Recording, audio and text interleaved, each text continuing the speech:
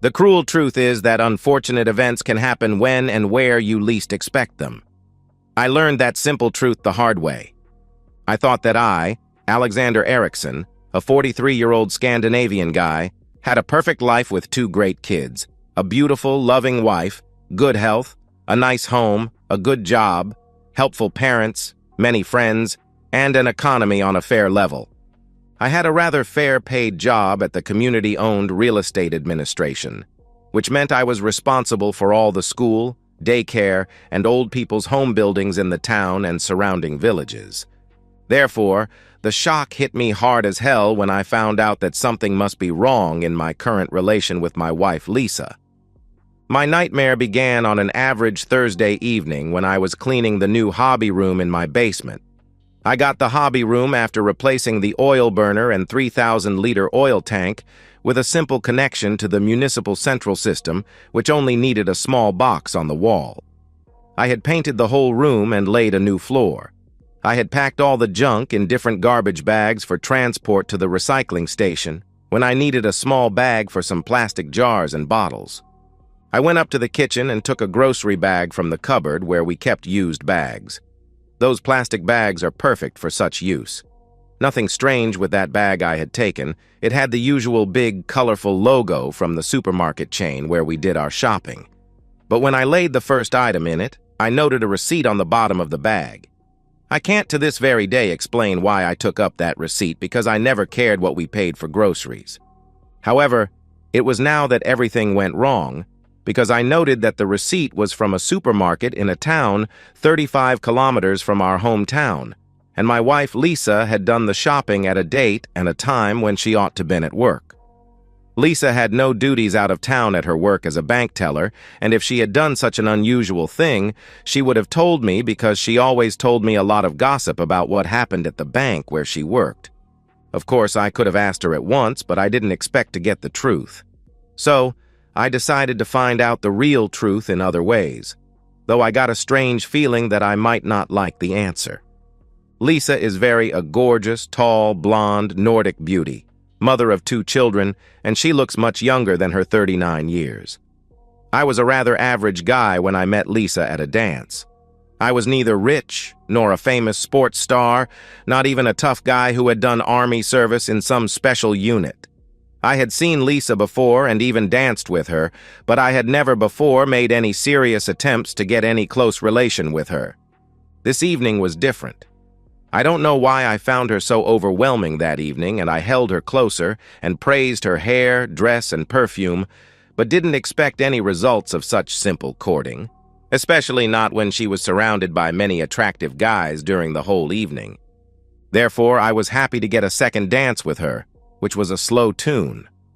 I was both surprised and proud when Lisa pulled me tight, whispering in my ear, "Save the last dance for me." Of course I did it. After that memorable last dance, she came with me to my apartment where we, after some tender necking, ended up naked in my bed, and after some further necking, she was ready for the deed. Then she began to cry and said that she was very happy because it was almost a year since any of her lovers had brought her to such heights as I had done. We continued to date, and our intimacy got better every time we did it. Soon, both of us were madly in love. Our wedding was 2 years later, when she was 25 and I was 29. Our kids, Linda and Lucas, came 3 and 5 years after the wedding. Both Lisa and I had broken relations and several partners before we got together, which we regarded as an advantage because it had taught both of us that the grass isn't greener on the other side of the fence. Lisa never denied that she got many advances when she was out with her girl gang, and sometimes even when she and I were out. But I had never doubted her when she told me that it was rather annoying to be the target for horny men, and that she was happy with me and our intimacy was great for her. The question was, why in the hell had she been in the next town during her working time? I really hoped to get an innocent reply, but the bad feelings remained. Lisa's best friend, Anna Granlund, was living in their native village about 15 kilometers outside the town. Due to technical reasons, a cell phone provider other than ours had the best connection in that village, so the people there preferred to use that provider's net. Lisa's and Anna's long calls would be expensive with roaming between two different cell phone providers, so they preferred to use the wired phone with a low monthly flat rate and nothing extra paid for used time. Though I felt like a jerk for doing it, I decided to set up a simple trap for Lisa. On Saturday, when she got her hair done for a party we were invited to later that evening, I bought an electronic phone recording unit, installed it in my home office in the basement, and tested it. On Monday evening, I activated my trap by telling Lisa, "A guy at my job told me a very funny thing today. He said he had seen a real look-alike to you in the next town last week. She looked almost like your twin sister," he said. "Have you heard about her before?" I noted a split second of worry on her face when she replied, "No, but it would be nice to see and know her." Lisa usually got home 1 hour before me, and if Anna, who worked as a nurse, happened to be at home, then they used to have a long chat on the phone. Tuesday after work, I pretended to have some work to do at home, which happened now and then, and went to my home office to listen to the recorder. After some uninteresting mumbo-jumbo, Lisa went straight to the point. "Alexander almost scared me yesterday when he told me about some guy who had seen me in the next town and thought that I was Lisa's look-alike, just like a twin sister." Anna: "Oh my God, what did you say?" Lisa: "It would be fun to see her."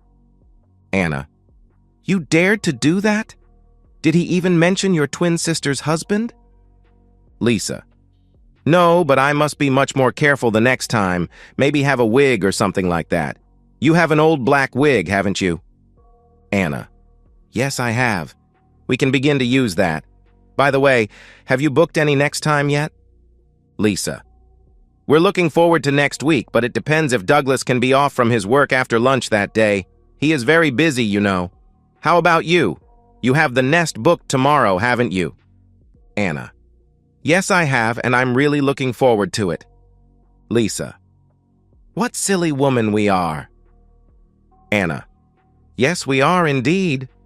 Lisa: "But why should we say no thanks to some exciting bonus intimacy as long as we don't hurt our husbands?" Anna: "Even they'll get what they need, don't you agree?" Lisa did, and thereafter they began to talk about Lisa's big 40-year party that I had promised to organize as a kind of surprise party for her. I would have preferred to have taken a hard hit with a baseball bat than listen to that phone call, which without any doubt meant serious problems for all of us in my family. It would be worse for our innocent children, who probably would be living in some kind of shared custody in the future. When I got over the shock, I decided that her big party would be quite different from what she expected. One thing was for sure. Both Lisa and Anna had lovers whom they had intimacy with in some kind of nest in the next town. Lisa did it with some Douglas, which is a rather unusual name in this country, most common in noble families. Tracing this Douglas would be my first goal. An extended search of the phone register on the web gave me only 2 people named Douglas in our town and the surrounding villages. A subscription to and a search in the half-legal credit register on the net was well-used money for getting further information about these 2 men. It told me that one of them was a 67-year-old retired school teacher, and I regarded him to be out of question as a lover for Lisa. The other one, a Douglas Lindbergh, was much more interesting. He was a 34-year-old technical engineer, married, and had 2 children. My only doubt about this guy was that I also found a 31-year-old Douglas in the next town. My next step was writing a letter to Anna's husband, Robin. "Dear Robin, you ought to know what many of your friends and acquaintances already know, that Anna is cheating on you with a lover boy. Your faithful friends." Lisa immediately saw that something was wrong with me when I got into the kitchen. I told her that I didn't feel well and intended to take a walk to get some fresh air. I went out and mailed the letter to Robin. He would read it about the same time as Anna got back home, new from her date in the next town.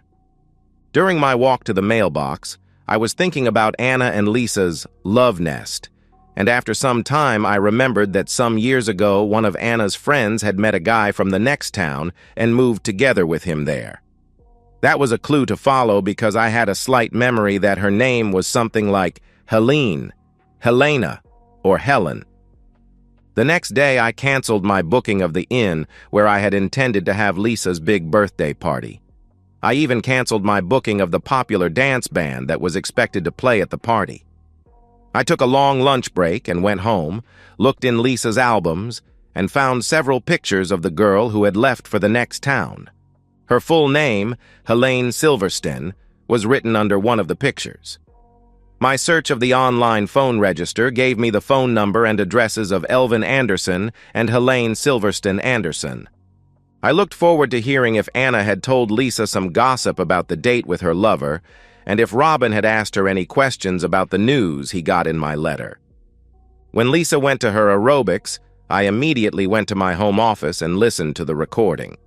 Anna was obviously very proud about her cheating because she bragged about it, saying, "It was the best intimacy I've had in years. I must confess that, though Robin is very good in bed, Bongo is better. He is bigger, lasts longer, and recovers fast, so I get great intimacy almost the whole time we are together." Lisa: "Sounds great. Are you in love with him and have you already booked your next date?" Anna: No, he is only a big guy, and I'm sure that he regards me only as a cheating woman. But I don't care as long as he has intimacy with me so damn good. Yes, we booked the same time next week. I need that great guy every week. It's an intensive desire for me." Lisa: "Please be careful when you are doing it so often. I'm still a bit scared about the look-alike story Alexander told me about, and I have begun to have a strange feeling that he suspects something. He is so different since he asked about that look-alike. Sometimes I even suspect that he knows it was I, myself, who was there." Anna: "I promise to dump Bongo when I get enough of him.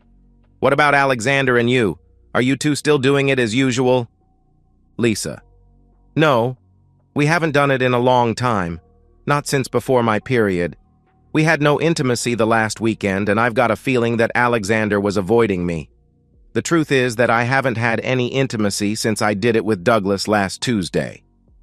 Anna: "Men can act that way sometimes, but be careful and pretend to be his loving wife even when you are dreaming about Douglas." "I don't need to pretend I am his loving wife," replied Lisa. Anna: "But he would kick your back and call you a cheating woman if he knew what you do with Douglas." Lisa: "He will never know because he is sure that I'm a faithful, loving wife." Both of them laughed at that comment, which I didn't find funny at all. There was no more about their cheating in that chat. Robin had obviously not taken any immediate action after reading my letter. I wrote a new letter to him. "Dear friend, it is my duty to tell you that Frederick Bongo Anderson is bragging that your wife Anna is the best woman he ever had on the side. He did it again yesterday. I used a different envelope this time and told my children that I had to buy a magazine. I went out, mailed the letter to his job, bought my magazine, and was back home before Lisa. Later that evening, when Lisa was sitting in the living room, I asked her, 'I've been thinking about your look-alike and have plans for her. Do you have any connections with that Helene something who moved to the next town some years ago?' Lisa looked scared for a second before she replied, 'No, not at all. I haven't seen her in years. I don't even know her married name. What do you want with Helene?' If she lives in the same town as your look-alike, she ought to have seen her and probably even knows her. Why is your big interest in that look-alike? Am I not enough for you? Do you want two of us?" she replied. "Just wait and see. It'll be a surprise," I replied. Nothing more was said about it that evening. I gave a silent prayer that Lisa would use our wired phone when she called Helene the next day, and that Robin would ask Anna some questions. The next day should be interesting. It really was. I rang Helene from my job just before I went home, and I was sure that Lisa had talked with her already, because Helene didn't know anything about Lisa or any look-alike. I told her some mumbo-jumbo that people who knew Lisa had seen her look alike, and I had some plans to hire her to do something at Lisa's big party. Lisa looked very stressed when I came home after work. I was sure that she had been crying. I asked her, "What's wrong?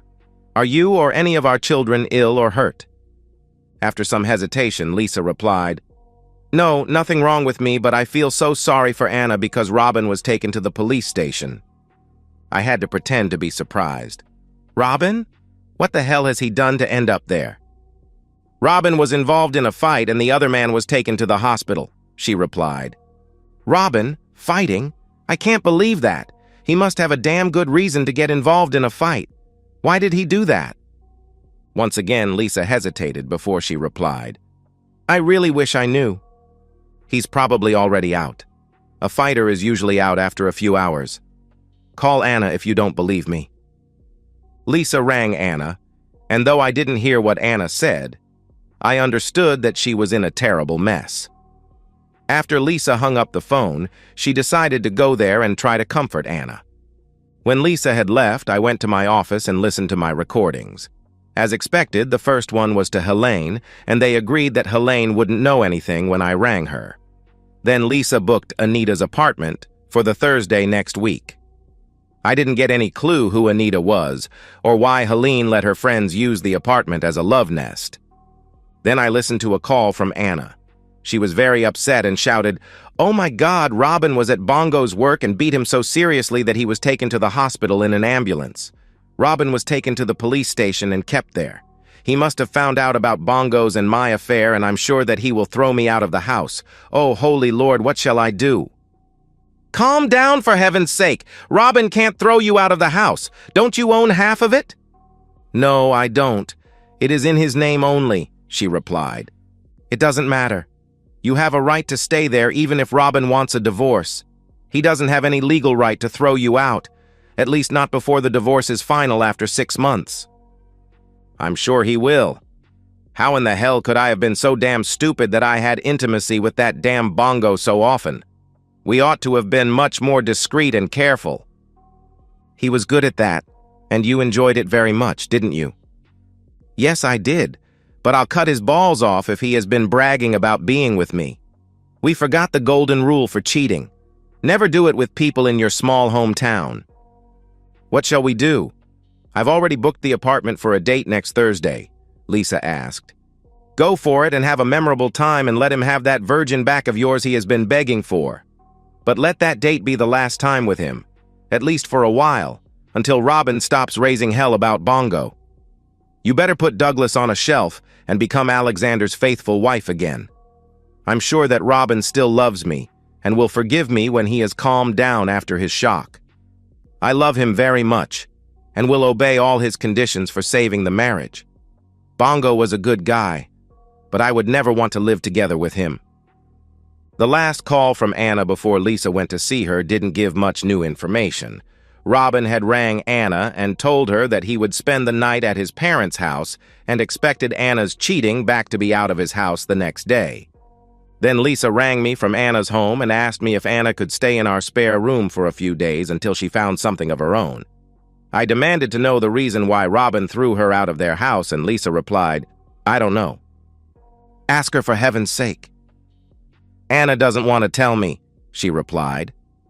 "In that case, she can stay where she is." "Do you refuse to help my best friend when she is in trouble?" she asked. "I do," I replied. "Wait a minute. I'll ask her again," she replied. Lisa came back after a minute of silence and said, "Robin found out that Anna had an affair and cheated on him." I replied, "What a shameless woman." My answer is still no. I will never accept any cheating woman in my home, never in hell. Lisa got angry and shouted, "It's my home too, and if Anna has to go to a hotel, then I'm going with her." "It is up to you," I replied. "You don't care if I do that?" she asked. "Not in this case. I hate cheating women, and I will never help a damn cheating woman who has cheated on her husband, period." Lisa hung up the phone. That call must have given her a bad feeling about what would happen to her if or when I found out about her own cheating. However, She was back at home 2 hours later and went to bed with some angry comments to me. I didn't care.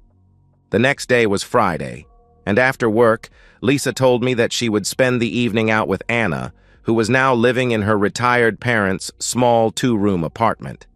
I told her, "Today I heard a funny story about some Douglas Lindbergh. Have you heard about him?" Lisa looked afraid before she replied, "No, not as I can remember. What is he famous for?" "Being with cheating women.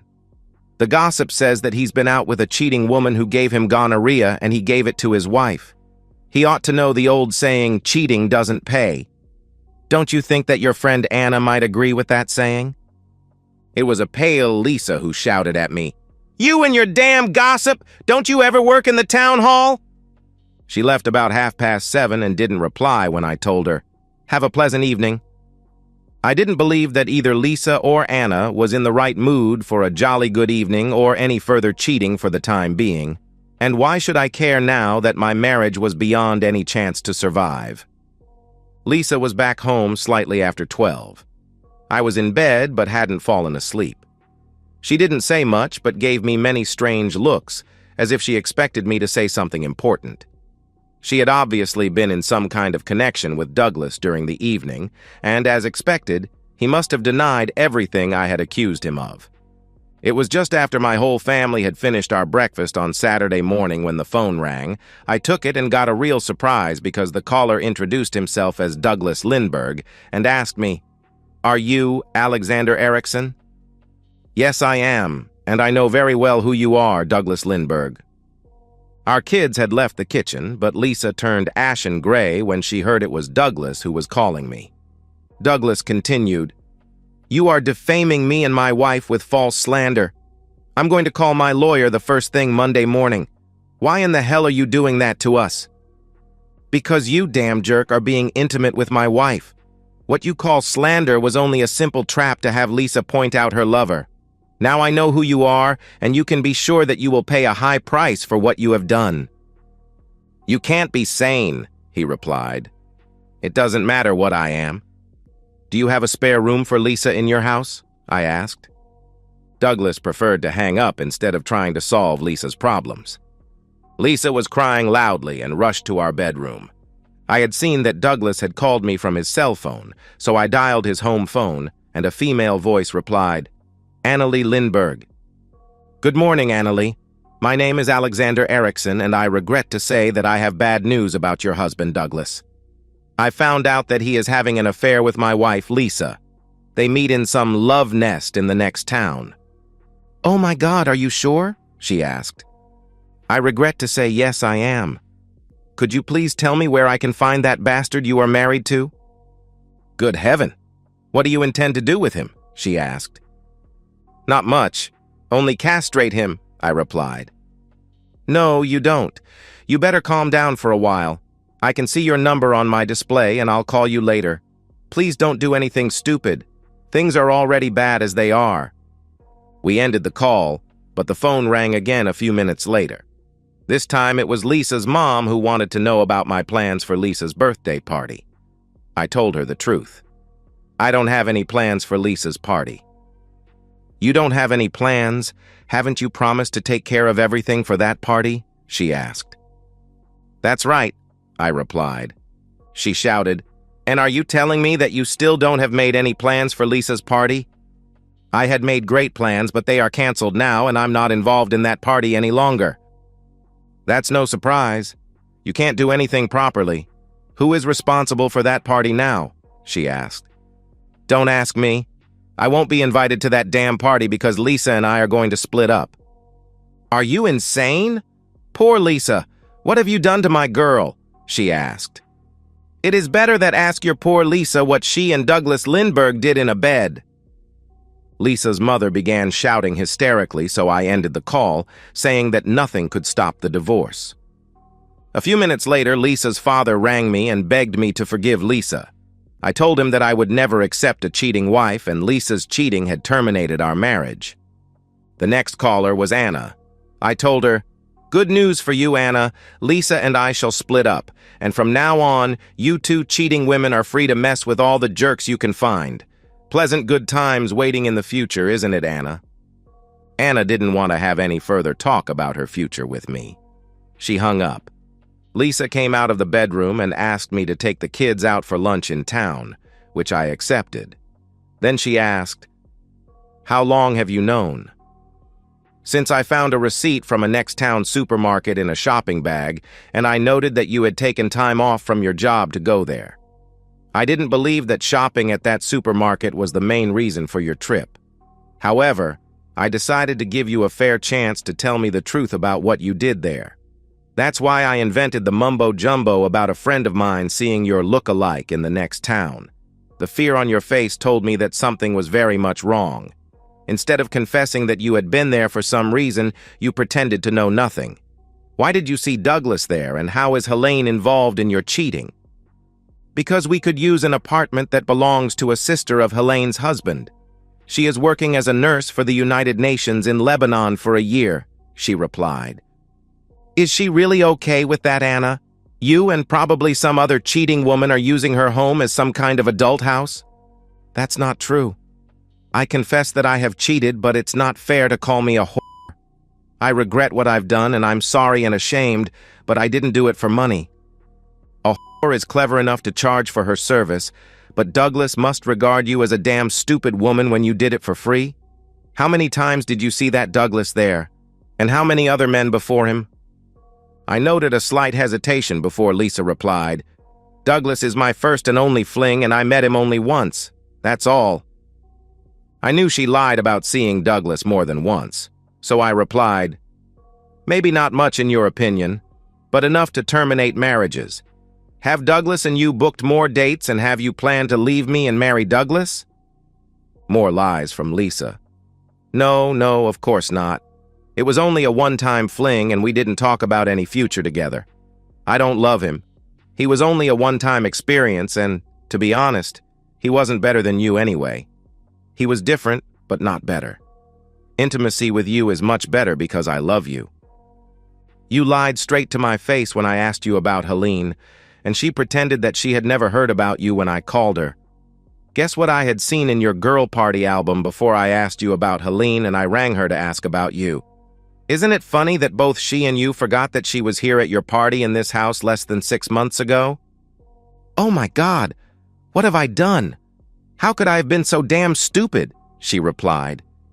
"Even I might be stupid, but not stupid enough to accept such crap without finding the reason for why you did it. I was sure that you cheated me but didn't know with whom. Not until I got a letter with a scent of perfume in which I was told to look for a guy named Douglas, who obviously was allowed to get into your pants. I didn't know any Douglas, so I once again triggered a simple trap with a lie about his gonorrhea. You got worried and called him yesterday evening, which made him mad enough to call me and introduce himself. The letter was a lie because I couldn't mention the phone tapping. If both Robin and I had got letters, then perhaps Lisa would think Helene or someone else who knew about her cheating was the sender." Lisa began to sob and asked, "Is there any chance for us to get past this horror? Please don't ask me such questions this horrible day. Our problems are already out in public. I've talked with your parents, with Douglas's wife, and with Anna." Lisa was ashen gray and sobbed, "Oh my God." Then I asked her, "Am I really so damn bad that you felt it necessary to sneak away for short times with a jerk like this married Douglas? Is the family life in this house such a lousy living that it is not worth caring about?" She didn't reply because the kids came in for lunch, and I took them with me to a restaurant they liked. Back home again, I told Lisa to move her things to the guest room. In my home office, I checked the phone recorder. The only call was from her mother, who was more worried about the canceled big birthday party than about Lisa's marriage problems. Then I rang Helene and told her that Lisa had confessed everything and had accused her of renting out her husband's sister's apartment for prostitution. I told her that it was against the law and that I intended to send information to the real estate company which owns that house because, in a such case, they would have the legal right to cancel the renting contract. I asked if her husband and his sister knew about her business. Of course, it was a nasty bluff call and nothing would happen to the apartment, but I was sure that Helene didn't sleep very well for a while. Anna's husband, Robin, was the next on my list. I rang him and we exchanged some information. He told me that Anna had confessed that she had intimacy with Bongo 5 times, but Lisa had only done it 3 times. Bongo's wife had decided to go for divorce, and even Robin had found divorce to be the only available solution. I told him that even I was for it. Lisa packed an overnight bag and said that she would spend the rest of the weekend at her parents' house and comfort Anna, who was in a terrible mess. I didn't care what she did. Annalie Lindbergh rang me on Sunday morning and told me that she and Douglas had a serious talk about their future. Annalie had found out that Lisa wasn't his only cheating, which had made her decide to divorce him.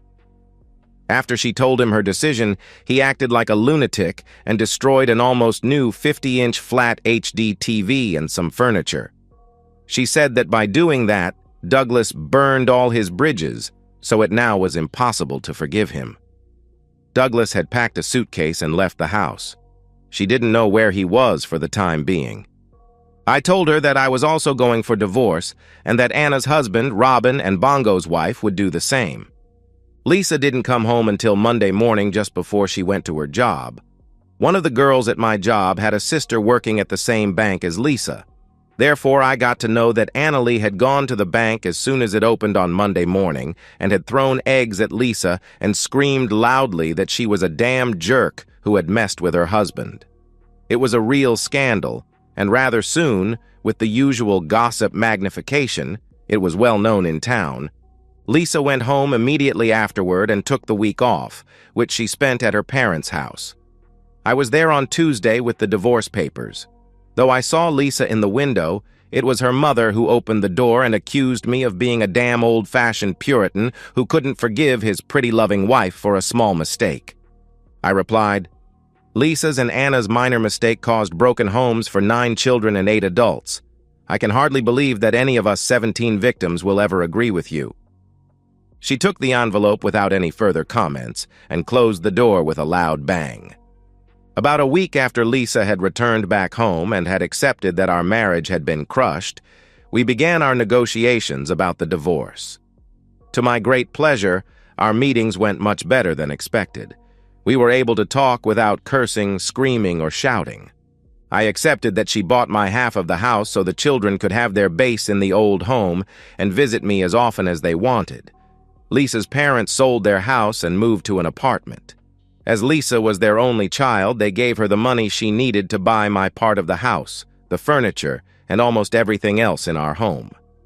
I found a nice apartment an acceptable distance from the old home, so it would be easy for the children to come to my place.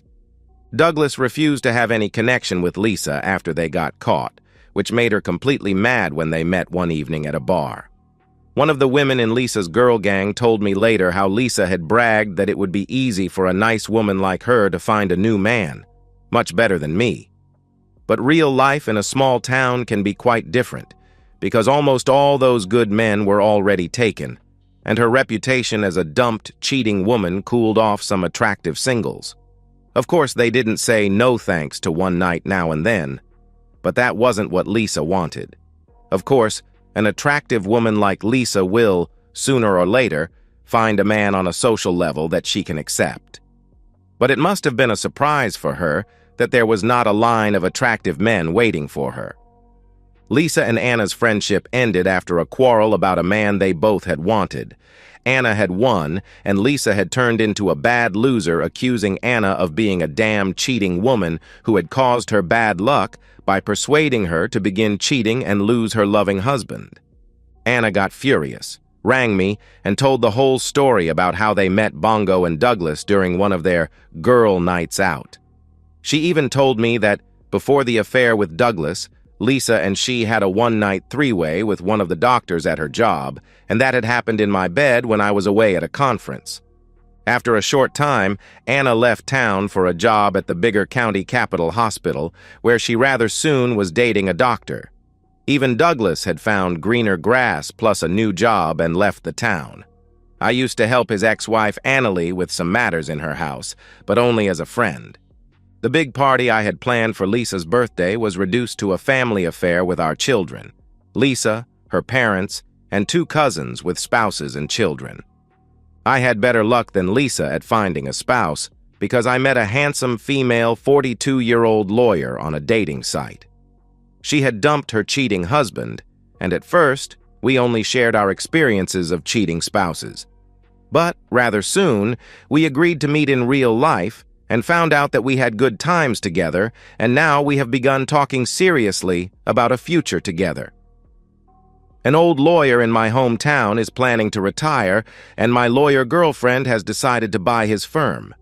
Her daughter is the same age as my children, and they are going very well together. And so, we've reached the end of today's story. Was it what you expected, or did it take a twist you didn't see coming? I'm curious to hear your thoughts. Share them in the comments below, and let's get a conversation going. If this story kept you hooked, make sure to hit that like button. And if you're new here or just haven't subscribed yet, now's the perfect time to join our community. I bring you fresh, captivating stories every day, so click that subscribe button and turn on notifications so you never miss out. Thanks for watching, and I'll see you in the next one.